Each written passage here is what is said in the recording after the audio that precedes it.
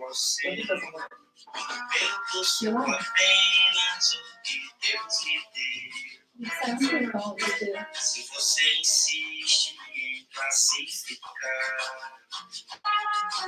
meu comportamento diante de música, eu mesmo mentindo devo argumentar. Isto é bossa nova, isto é muito natural. E você não sabe nem sequer presente. É que os desafinados também têm coração. Fotografei você na minha Rolleiflex. Revelou-se a sua enorme gratidão. Só não poderá falar assim, meu amor. Este é o maior que você pode encontrar. Woo! Oh, wow! Hi, I'm Catherine Margaret Mayo. Most of you know me as Katie. A lot of you won't stop calling me Kathy. I am a writer, comedian, a lover of Paddington Bear, and your host for the evening. What you're about to see is my thesis, or as I like to call it, my ego-driven me show, or public therapy session. Tonight, I'm going to be talking about my relationship with mental illness, comedy, and my journey from being a painfully introverted child to doing a ego-driven me show. So now, please wash your hands, stay away from each other, and also remember, it is okay to laugh. I am going to be talking about some heavier stuff tonight, but if I'm saying it out loud, that means I find it funny. So it's okay if you do too. But like, form your own opinions or whatever. As you can see, this is exactly what I originally had planned for my thesis. I have my live audience / tech team / roommates here for Quarantine Night Live. And I know things are different now, but this seems like the way we're going to be communicating for the time being. And I think right now we need to remember we're all in this together. We'll get through it together, and it won't last forever.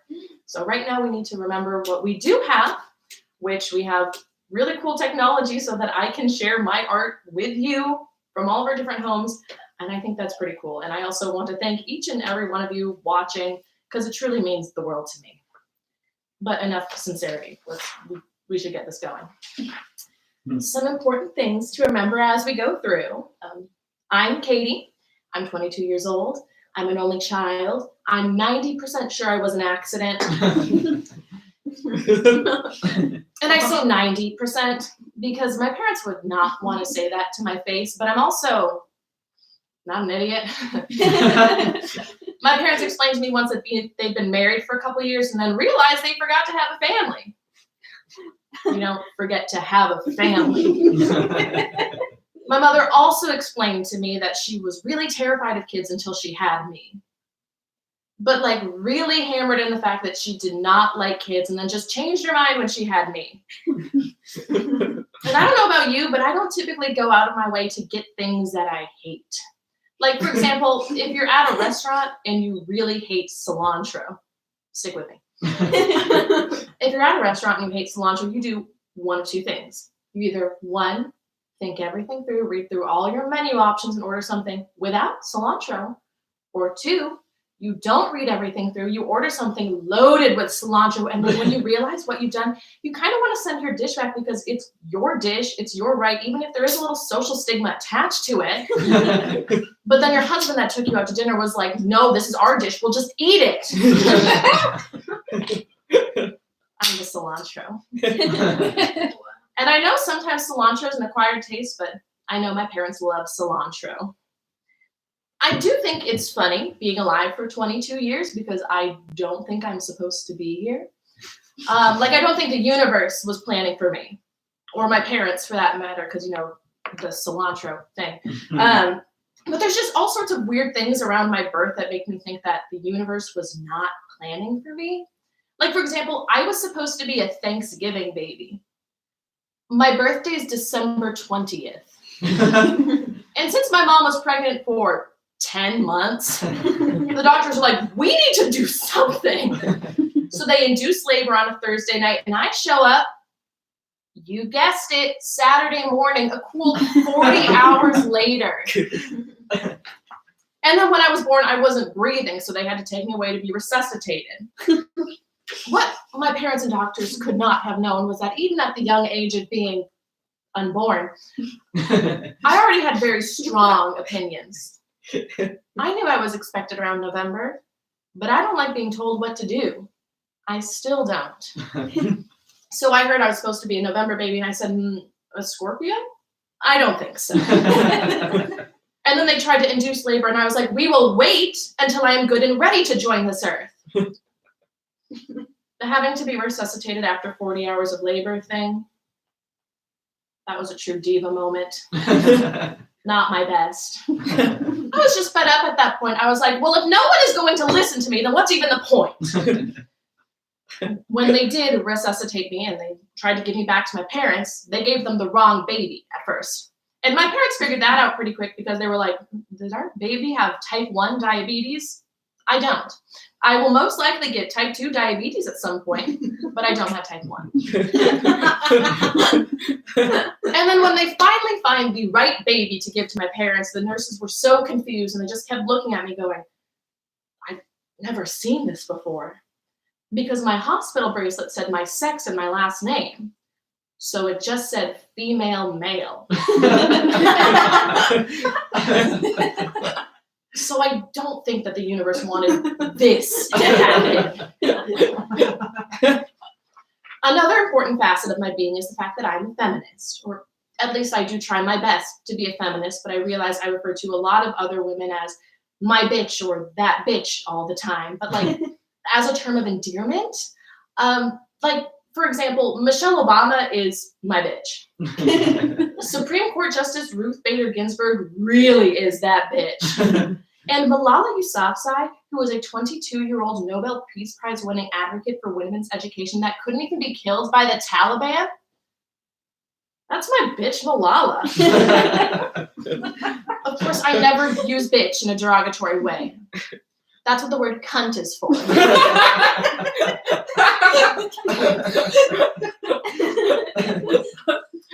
I like starting my sets with the C word because I was voted parent approved in high school, and I'm still trying to shake that title. I'm majoring in communication here at ASU, and I get asked frequently what I want to do with my degree. And sometimes I lie and say, I don't know. But sometimes I actually do tell the truth, and I say I want to move to LA and write comedy.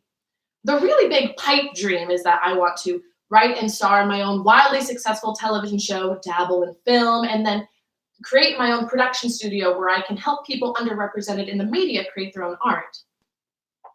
The more realistic dream is that I want to make an adequate living in a writer's room with fellow snot-nosed comics who are also not quite attractive enough to be in front of the camera. But for someone who's chosen a career in comedy, not a lot of people think I'm funny. Well, it's not that they don't think I'm funny, it's that they don't know I'm funny. I mean, I was voted parent approved in high school and not class clown. I know how I come off to people, I get it. But I also actively avoid bringing up the fact that I'm a comedian because what is the first thing people say when you say that you're a comedian? Tell me a joke. And you would think with the amount of times I've heard tell me a joke, I would have come up with a joke to say, but I haven't. So at this point, I avoid telling people I do comedy so I can avoid doing comedy. What hurts the most is that when people I know in real life are surprised that I do comedy because it really feels like they're giving reviews on my everyday performance. When I had the head of the communication department sign off on this performance, she took one look at my proposal and went, "Catherine, you're funny." "I had no idea you were charismatic," said a boy I went to high school with. "I never would have guessed that you'd get up there on tell jokes. I'm just so surprised," said every single parent of every single childhood friend I had. I even had a guy come up to me one time after I had done a successful stand-up set and say, "You walked out there and I didn't expect you to be funny," which, to be fair, wasn't based off of him knowing my personality at all. He said he didn't expect me to be funny because I was a young, white, blonde woman. Now, to be fair, how was he supposed to know that a white blonde woman would have been funny? Where on earth would we have seen that before?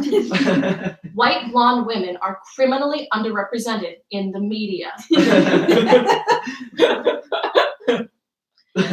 I do think I'm funny. You'll all be the judge of that tonight, and if I am mistaken, please let me know. But historically, I've always thought I was funny. Like, for example, when I was about 5, my dad signed he and I up to perform at our church talent show. I'd be the one that was actually performing because I had some jokes I wanted to tell, but I was a child, so I wasn't about to go up there without my dad, so a duo act. So the night that the performance comes and we're getting ready to go on stage, and I am completely hidden behind his legs. Because you see, I'd forgotten that in order to perform in front of people, that you have to get in front of people. Crazy. But finally, my time comes for my dad to hand over the microphone and for me to tell my jokes. And the inner diva that decided not to breathe when she was born took over, and I just launched into my act. I knew my jokes. I believed in my material. I was 5 years old and I was unstoppable. I collected my polite church laughter. I threw the microphone back to my father, and then I strode back off the stage to my mother where she was sitting in the crowd. Or at least that's what I've been told. I was 5, so I don't really have any memories of the event, but for all I know, I could have shat my pants and set fire to the auditorium. But that's not quite as poetic. I also have no idea if my material was actually funny, but this was not an example of me actually being funny. This was an example of me thinking that I'm funny, however misguided that may be. Growing up, I remained painfully shy in social situations, but I also continued my love for performing. I made my theatrical debut in the 6th grade and continuously continued doing theater until I graduated high school, playing such parts as Clarice, the screaming fainting lady, the mean teacher in a show about bullying, Gummy Bear number 3, the mean teacher in a show about domestic abuse, the woman who sings "I need 6 eggs" in Beauty and the Beast, and the mean teacher in the Little Princess Sarah crew. During this time, I had also developed my own creative tastes. I was heavily influenced by Mary-Kate and Ashley Olsen and anyone who appeared on the Disney Channel. And then later, I was influenced by television comedies like 30 Rock, The Office, and The Carol Burnett Show. But once I discovered Saturday Night Live, it was all over. Once I figured out that people like Tina Fey, Amy Poehler, and Kristen Wiig could come right for the show, play a ton of crazy characters, and then have the creative power to do whatever they wanted for the rest of their life, I was like, oh, I want to do that. So then when I got to college, I transitioned from doing theater to doing sketch comedy, and I felt right at home. But this also led to one of the few real arguments I've ever had with my mother. I told her I didn't want to study musical theater anymore, and instead I wanted to study communication so I could do comedy on the side. And she did not like that, which is not normally how that conversation is supposed to go. Normally, parents try to keep you from switching to a degree in theater, not try to keep you in a degree in theater. From what I've gathered from books, televisions, movies, I was supposed to be on track for law school, and when I would try to switch to theater, my parents would be like, "But you're giving up your dream!" And then I would be like, "No, Mom and or Dad, I'm giving up your dream!" My parents did think I was going to be a lawyer at some point. To be fair, I was a baby when they thought that. They said they named me Catherine so that I could go into a strong Kate and do something powerful like being a lawyer. And I think that shows how little power we have over our future.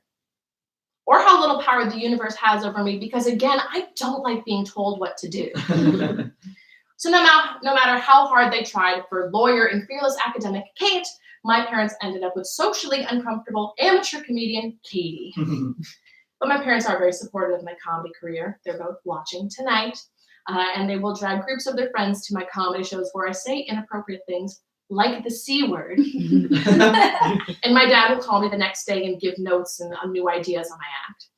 I don't always use his ideas, but I do use them as the butt of a lot of my jokes. It's the thought that counts. I guess I should give him a little more credit, though, since he did get me my first stand-up gig when I was 5. I'm very lucky that my parents are very supportive of me. But I'm starting to worry that they're a little too supportive. Because I'm starting to think their retirement plan is based off of me making it big. Because they used to say things like, "Oh, Katie, when you make it big, will you buy us a beach house in Maine?" But now they say things like, "Katie, the tiles around the front door, they're falling off. Can you fix that when you make it big?" And granted, I do have a little time because my parents may be 63, but my mother is a public school teacher in the state of Arizona, and I'm about to graduate college with student loans and growing into this coming economy. So I think my parents have accepted they'll be working well into their 70s. But I'm worried because I'm an only child. So there's no plan B here. And my plan B is a communication degree from ASU.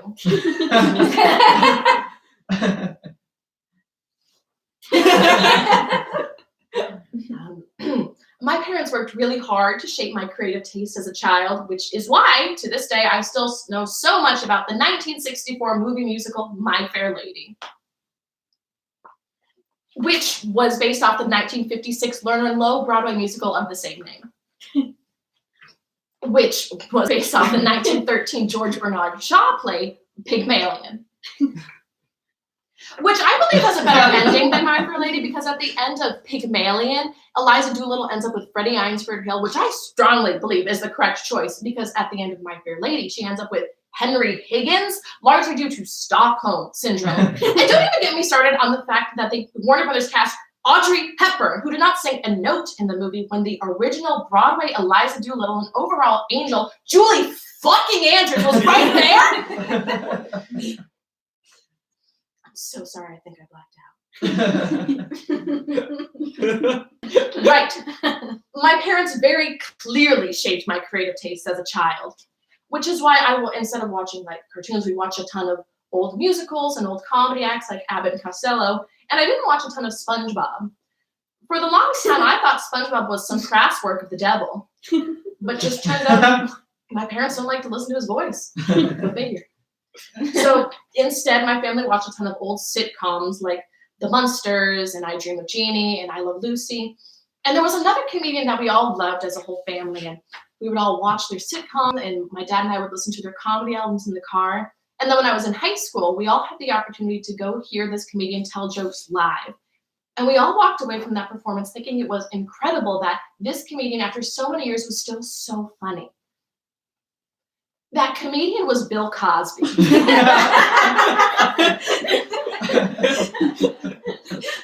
We saw him in 2014, like 2 weeks before the scandal. That asshole is just the best role model for a female, male feminist misogynist. That particular memory has aged like milk. Growing up, I was a pretty lonely kid. I'm an only child, and for the most part, both of my parents worked, so I was often left to my own devices to amuse myself, which partly explains my television obsession. Not to say that television was my only friend. I did also read. I'm not an animal. It did have like actual real life human friends too. It was just that I was so damn introverted that when given the choice between reaching out to someone to make plans and sitting at home in my pajamas talking to no one, I would typically choose the latter. But I did eventually have to get creative with keeping myself entertained, because I quickly found out there are not a ton of board games you can play by yourself, except for solitaire. And I'm still very good at solitaire. But there's only so much solitaire you can play before you lose your mind. So instead, I started pulling pranks, not to make fun of anyone else, but just to make myself laugh. I was only performing for myself. And the first time I did this, I was about 4. And every Christmas, my parents would take me, and we would go separately to shop for the other person. And since we hit up a lot of the same stores on the routes, when I was 4, I convinced my parents to buy each other the exact same back massager pillow.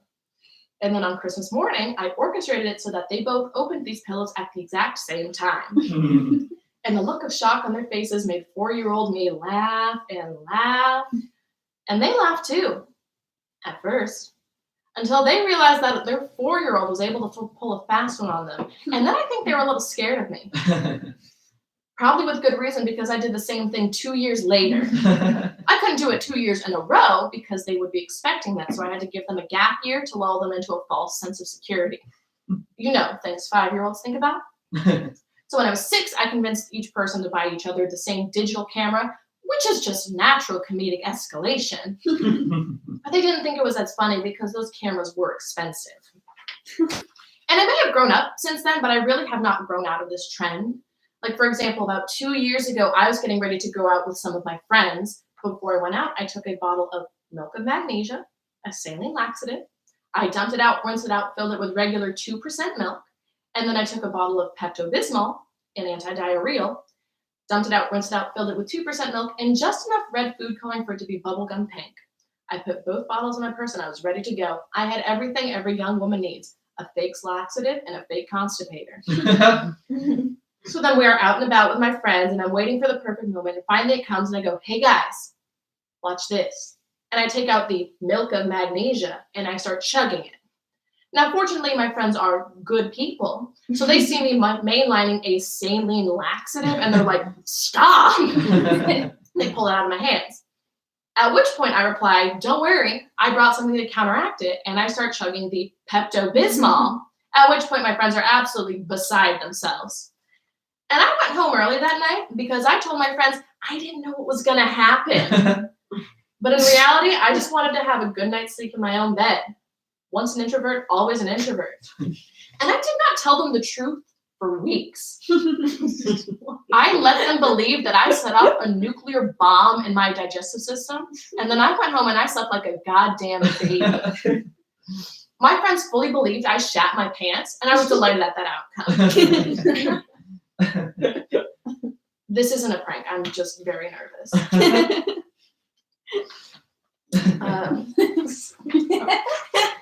I'm clinically depressed, which, by the way, is one of my favorite segues. And I found that you don't really grow out of depression. You just kind of get used to it. Like, to me, depression is like the annoying neighbor character on a sitcom. You know, the type that just kind of barges in, unannounced, uninvited, wreaks havoc, but is gone before you know it. Because the first time this character shows up, all the other characters are like, whoa, Steve Urkel? What are you doing here? You're ruining my life. Get out of my house. But of course, they do not get out of the house and end up like wreaking havoc on everyone, upending life. And all you really get in return is a, did I do that? But then by like season 5, everyone sort of expects that this guy's going to show up, so they know how to get rid of him. Even in the episodes where he decides that he does not want to leave and superglues himself to a chair, they're still able to get rid of him by the end of those 22 minutes. I remember feeling depressed for the first time my freshman year of high school. There is no doubt in my mind that I was depressed long before then, but that was the first time I was able to actually put a name to what I was experiencing. But since it was the first time I really faced it, I didn't know what to do. I didn't know how to get back to normal. I didn't want to talk to anyone. I didn't want to go anywhere. I was stuck. I didn't know how to get Kramer to go back across the hall. But since then, every time depression has invited itself in again, I've gotten a little more accustomed to it. I know it's going to come back, but I also know it's going to leave again. And yes, I'm afraid one day that this annoying neighbor character will get its own spin-off and become the sole focus of its own show. But for now, my depression comes and goes, and I accept that. For now, my depression is Kimmy Gibbler, and I can handle Kimmy Gibbler. One of the first times I hit rock bottom, my senior year of high school, I was severely depressed, anxious, dissociating, just overall mess. And I was feeling really bad about it because I really didn't know anyone else who was dealing with something like that. And by then, my mom knew I wanted to get into comedy, and so she tried to make me feel better, and she said, honey, it's okay. Lots of comedians deal with mental health issues. Robin Williams killed himself.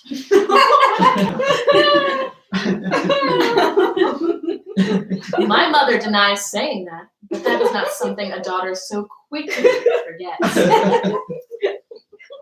It's also not the worst thing in the world to be compared to Robin Williams. I mean, we both suffered with mental illnesses, and we're both comedic geniuses that have forever shaped the comedic landscape. Also that. I was filled with a lot of self-loathing as a child, which is why when I started doing comedy, I started doing a lot of like really unfunny, self-deprecating material. But I've been the same height since the 5th grade, and I've always just kind of been like an overall chubby and awkward person. And I looked like a giant compared to my peers. And it didn't help that I was self-aware. so that by the 3rd grade, I was very aware of how I stood out visually from my friends. And that sticks with you. It gets in your head. And as someone who watched a lot of TV and movies because I so desperately wanted to be in them, I saw a lot of pretty skinny leads, and I saw the chubby girls being relegated to the funny side characters. You know, the ones that say things like, girl, you're better off without him. Now you can focus on your job as a lawyer / fashion designer / magazine columnist. I only exist to support you. And I knew I didn't want that to be my fate, but I went around changing my fate in not the best way. I was in the 5th grade when I started my first diet. I would work out in the middle of the night where no one could see. And then I would get emotional, or I'd be frustrated that I wasn't seeing the changes that I wanted, and I would start binge eating, and I would swing back between the 2 moods from 5th grade through my sophomore year of college. And that's 10 years of my life eaten up by disordered eating. Pun intended.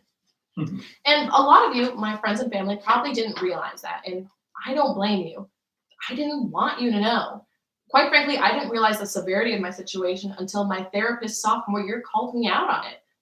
As a kid, I knew what I was doing wasn't healthy, but I didn't want anyone to feel worried. I just wanted to feel pretty. I spent most of my adolescence believing I was undesirable. As a kid, I thought the princess I looked most like was Fiona from Shrek, but like as an ogre. And as that chubby, awkward child, like 5th grader, I desperately wanted attention.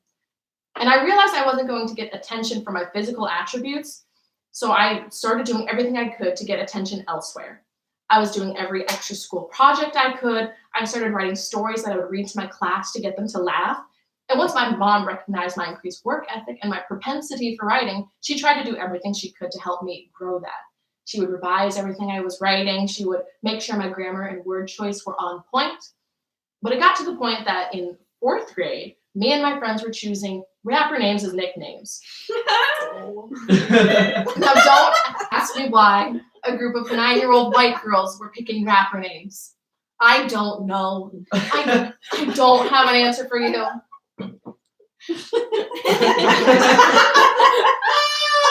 But my friend Jordan became Jay-Z, and my friend Paige became P. Diddy, you know, based off their initials. And then they got to me and they're like, Katie, you're ludicrous? Because that's a word you would say. I was 9. Jay-Z is here tonight. But I would say that my mom was pretty successful in shaping both my work ethic and my lexicon. But on top of that, at various points in my life, I've taken on soccer practice, Girl Scouts, piano lessons, Spanish lessons, dance lessons, voice lessons, yearbook editor, National Honor Society chair member, choir director, as many things as you could think of. I was doing whatever I could to make my personality as attractive as I could. Quite frankly, I've been busy since the 3rd grade.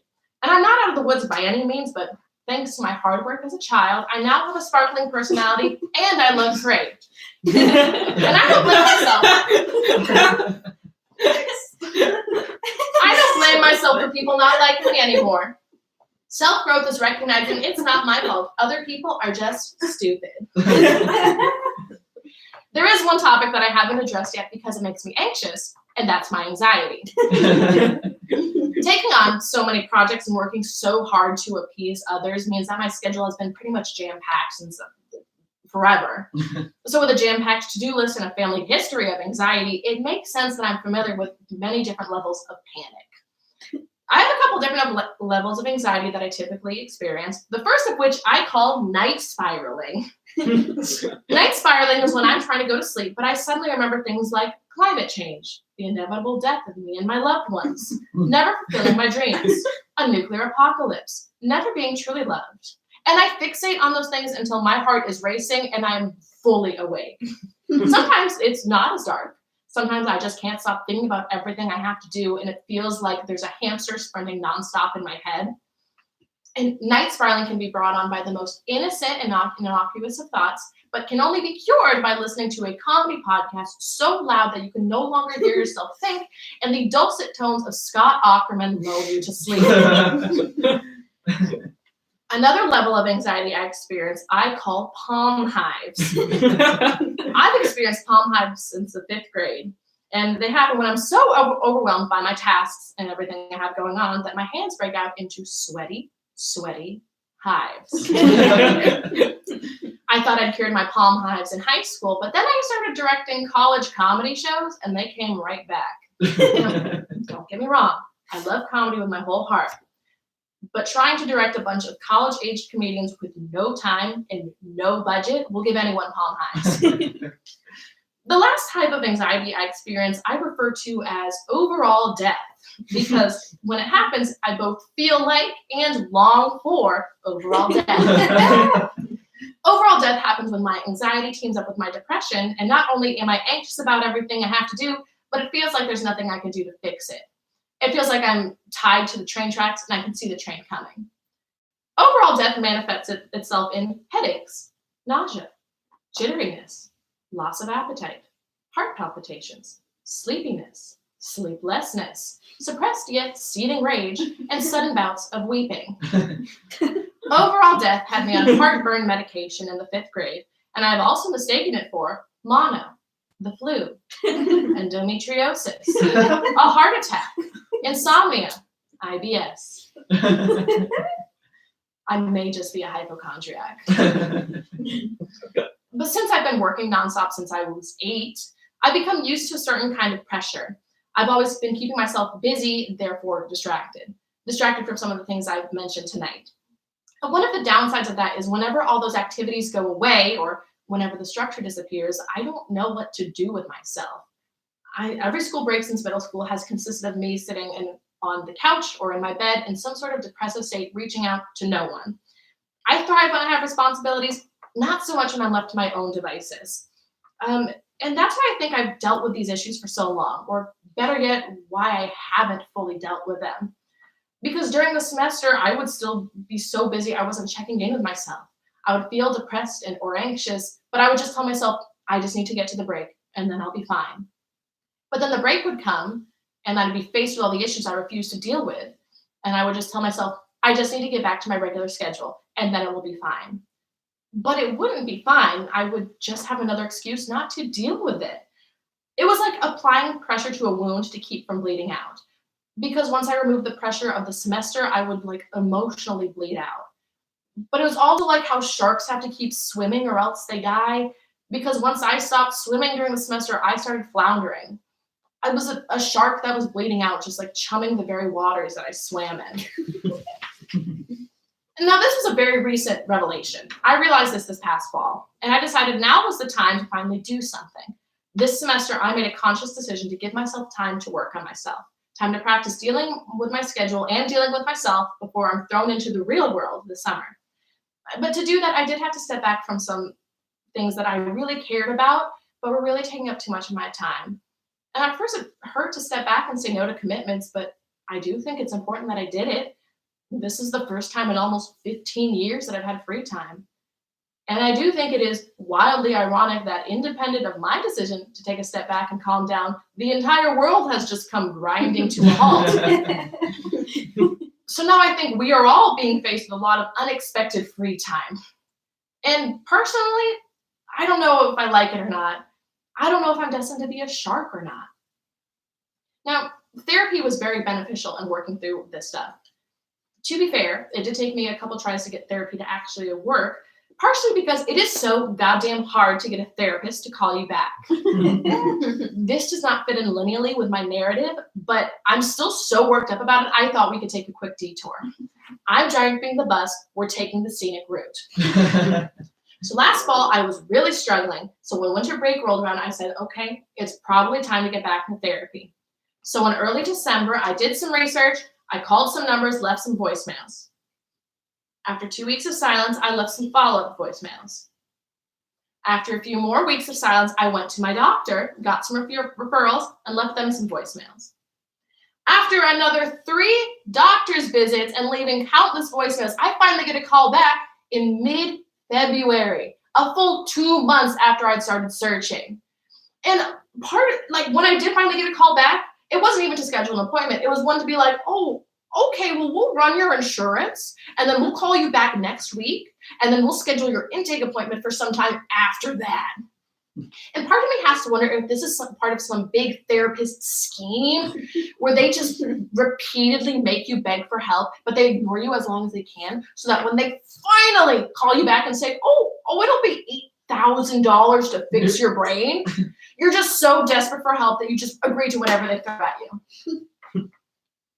Most likely it's not actually a scheme, but a symptom of the mental health crisis plaguing our nation, but schemes are a lot more fun. My first unsuccessful attempt at therapy was in high school. When I hit rock bottom my senior year, like every teen, my mother sent me to a therapist. However, she unknowingly sent me to a hypnotherapist, as in hypnotism. So I show up for my preliminary appointment at this office in a Fountain Hills strip mall. And I'm greeted by a woman in long, flowing paisley clothes and medallions, and I'm led into this room with little tabletop waterfalls and little salt lamps. And we talked for a long time so she could determine what the best form of treatment would be for me, while soft new age ambient music played in the background. It did take me until this woman turned off all the lights and waved feathers over my body to cleanse my aura that I realized that this was not going to work for me. My first red flag should have been when her initial diagnosis of me was that I had monkey brain. Because apparently my brain was always like, When I had pictured myself treating my anxiety and depression, I hadn't pictured prescription medications, but I also hadn't pictured prescription crystals. So after that, I determined I was fine with being mentally ill for a little while longer. I would keep my monkey brain. Thank you very much. I started really going to therapy my sophomore year of college, which was actually very helpful, but it did dig up a lot of little things I repressed from my childhood. Nothing traumatic. I was fully aware of the traumatic stuff. That's why I was there. Duh. But it's just little micro traumas. For example, in the second grade, my mom started teaching full time. And because of that, she would often have to leave early in the morning before I'd get up. So my dad would drive me to school. So one morning I get up and I see my mom's not there. And I go to my dad and I say, hey, Dad, where's Mom? Is she at school? And my dad goes, your mom's gone. She left us. I was 7 at the time. And he decided to continue to do this bit until I started driving myself to school. It finally got to the point where I would get up and be like, is Mom at work? And my dad would be like, no, your mother abandoned us because she doesn't love us anymore. And not once was he like, yeah, I'm just kidding. She's at school. But could you imagine if one morning, God forbid, my mother had left us, and I got up in the morning and I was like, hey, Dad, where's Mom? And my dad would be weeping. And I'd be like, all right. I do think it's important to acknowledge my mother did not leave us. She and my father are watching together in their own home, 6 feet apart, I think. But that does make me think of another micro trauma from my childhood. Every Easter, my parents would set up a Easter egg hunt for me, which is fun, except I don't have any siblings or any cousins my age. So Easter egg hunt meant my parents sat back and watched me wander aimlessly around the house for an hour. And it would take so long because I didn't have any competition. But also, my parents wouldn't help me. I would be like, are the eggs over here? And then my parents would be like, no, they're not over there. It's like when you have something on your face and your friends are laughing at you, but they won't tell you where it is so you can wipe it off. They just want to sit back and laugh and watch you suffer. It's like that, except you're a child and your friends are your parents. Or at least that's how I remember it. When I brought it up to my parents, they said, oh no, we didn't just sit back and watch you. We were active parents. When you weren't looking, we took the eggs out of your basket and hid them again. Which they thought was really funny. But joke's on them because now they're paying for my therapy. Which, if you think about it, is the eternal emotional Easter egg hunt. All this to say is I have made a lot of progress, but I'm still not quite right in the head because I will go to any length to get a laugh. My mental illness, my love for performing, my need for attention have joined forces so that if you can convince me that it will be funny and no one will get hurt, I will do it. Full stop. That's how I ended up rapping in front of my entire high school, not once, not twice, but 3 times.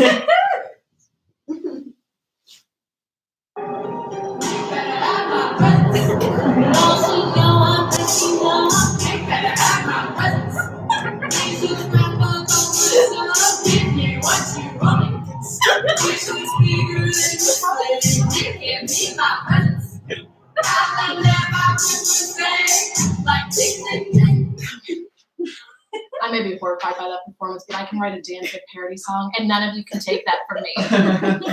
And I've gone on stage to make a fool of myself many a time since then. All of this I've done on my own volition. And this performance tonight is by no means an exception. If anything, it's the culmination of this idea. I've bared my heart and soul to you tonight. I've said things I've never said out loud. And you know why? Because I thought it would be funny. Something in my brain told me that sharing these things from my life, both good and bad, would make you laugh. And I hope it did. I'm Katie Mail, the mentally ill, female, male, feminist, misogynist, and that's all I have for you tonight. Please wash your hands, take care of yourselves. Thank you, and good night.